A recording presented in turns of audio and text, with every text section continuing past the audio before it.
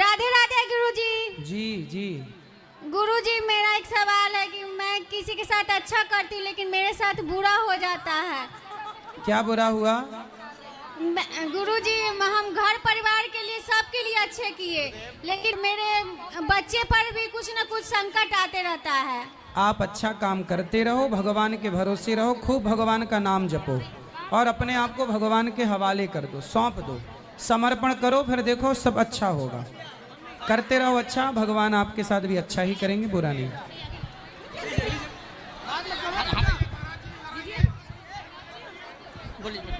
राधे राधे गुरुजी। जी जी मेरा प्रश्न ये है कि मन की शांति के लिए क्या करेंगे? कथा सुनो, नित्य नित्य कथा सुनिए, अपने आप मन शांत होगा। कथा सुनने से ही अच्छा होगा।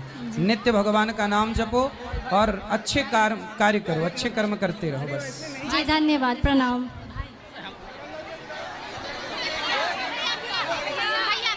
राधे राधे गुरुजी। आप लोग बैठ नहीं रहे हैं, अब मुझे प्रश्नोत्तरी यहीं विराम करना पड़ेगा।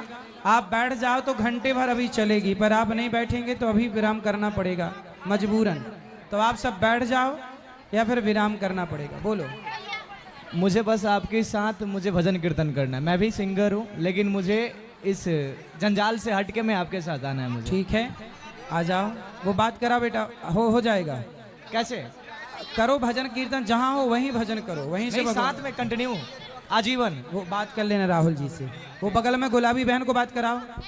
राधे राधे गुरुजी। जी मैं शालिनी सबसे पहले आपको चरण छूकर प्रणाम करती हूँ। गुरुजी मैं बस इतना कहना चाहती हूँ, आप अपना आशीर्वाद मुझ पे और मेरे परिवार पे बनाए रखिए। धन्यवाद, खुश रहो, खुश रहो। गुरुजी मैं जो करना चाहती हूँ क्या वो मैं कर पाऊंगी? बिल्कुल कर पाएंगे, क्यों नहीं कर पाएंगे। मैं इतना कामयाब होना चाहती हूँ कि मैं अपने परिवार की आगे की वो कर सकूं। खूब बढ़िया, आगे बढ़ो। धन्यवाद गुरुजी। हमारी मंजू मैया है, मंजू जैन जी, आप वृद्ध माओं के लिए 50,000 रुपए का सहयोग दे रहे हैं। सुंदर तालियां आपके लिए। हमारी मंजू मैया के लिए तालियां बजाइए। इन्होंने देखिए वृद्ध माओं के लिए इतना बड़ा साथ दिया। आप लोग भी वृद्ध माओं के लिए नाम लिखा सकते हैं।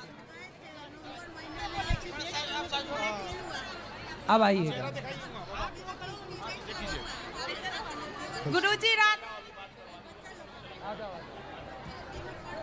खुश रहिए,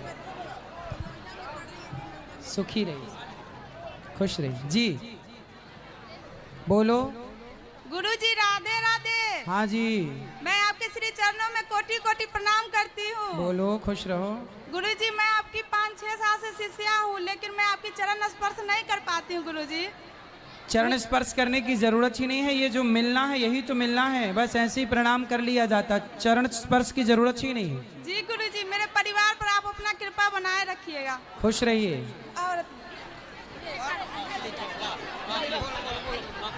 राधे राधे गुरुजी। जी चरणों जी। में कोटि कोटि प्रणाम। खुश रहिए। बहुत बहुत धन्यवाद प्रभु जी, आपने मुझे गुरुजी भागवत का कथा सुनने का अवसर दिए, इसके लिए बहुत बहुत धन्यवाद। खुश रहिए। नहीं मत सुनिए ना, 14 साल मेरा शादी का हुआ, 10 साल से मैं लड्डू गोपाल को रखी हूँ बट अभी तक मेरे गोद में नहीं आए लड्डू गोपाल। आएंगे आएंगे, चिंता नहीं। जो इतना सेवा करेगा गोपाल जी को, उसका गोद सुना कैसे रहेगा? भगवान देखो, बेटा बेटी के लिए संसार के लोग रोते हैं, क्या मीराबाई बेटे के लिए रोई? जो भगवान के लिए रोते हैं, संसार में कीमती बेटा बेटी नहीं है। जिनके बेटे हैं उनकी माँ वृद्धाश्रम में रह रही हैं, उनके बेटे सेवा भी नहीं कर रहे हैं।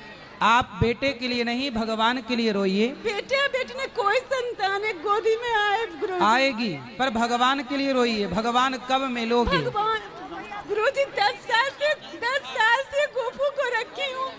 भगवान के लिए रोइए, भगवान के लिए आंसू बहाइए, संसार के जंजाल के लिए नहीं। गोपाल गुरुजी संसार में हूँ तो संसार का भी तो सुख चाहिए ना गुरुजी। चाहिए, भगवान करें आपको मिले, परंतु जीवन की सार्थकता पुत्र से नहीं है। आप रो रही हो अलग विषय है, लेकिन आपका कल्याण भगवान से ही होगा। पुत्र मिल भी जाएगा तो पुत्र मिल जाने के बाद का कल्याण हो जाता है, बिना भक्ति के, बिना भजन के कल्याण हो ही नहीं सकता। गुरुजी गुरुजी लोग कहते आत्मा शुद्ध नहीं है, तभी तो इतना करने के बाद भी रोती रहती है। कहने दीजिए लोगों को। ए मैया, ये किनकी उंगली मैया थोड़ा हाथ पीछे कर लो। मैया, आप भगवान का चिंतन करिए, भगवान के भजन में मन लगाइए। बेटा हो जाए, भगवान करे आपके 10 बेटा हो जाएं। हम तो ये प्रार्थना करते खूब बेटा हो, हर साल एक बेटा हो आपके यहाँ। लेकिन ईश्वर की मर्जी जो है, आप फिर भी खुश रहिए ये मान कर के भगवान ने मानुष जीवन दिया, इस जीवन से ईश्वर को पाना है, ना कि पुत्र के लिए रोना। दे दें तो अच्छा है, भगवान करें हर साल हो आपके घर बच्चा। 10 नहीं गुरुजी, बस एक चाहिए जो लाए। अरे नहीं, हर साल हो, क्या दिक्कत है? हर साल जाओ हो तो बड़ा बढ़िया हो, लेकिन भगवान के लिए गुरुजी, हम रोइए। संतुष्ट नहीं हुए आपके जवाब से। आप संतुष्ट नहीं हो सकती अभी। संतुष्टि सत्संग से मिलेगी, जब आपसे नहीं। जब सत्संग करेंगे तब ये समझ में आएगा। मैं सब परिवार से अकेले सबको पूछ के मैं आते रहती हूँ, कोई नहीं आया, मैं अकेले आती हूँ। आप आए हैं, आते रहिए, लेकिन आपको भगवान पे भरोसा रखना चाहिए। हमें अपना कल्याण का सोचना चाहिए। बहुत लोगों के बच्चा नहीं है। मीराबाई का कोई बेटा था, स्वामी विवेकानंद जी का कोई बेटा था, क्या तुलसीदास जी का कोई बेटा था।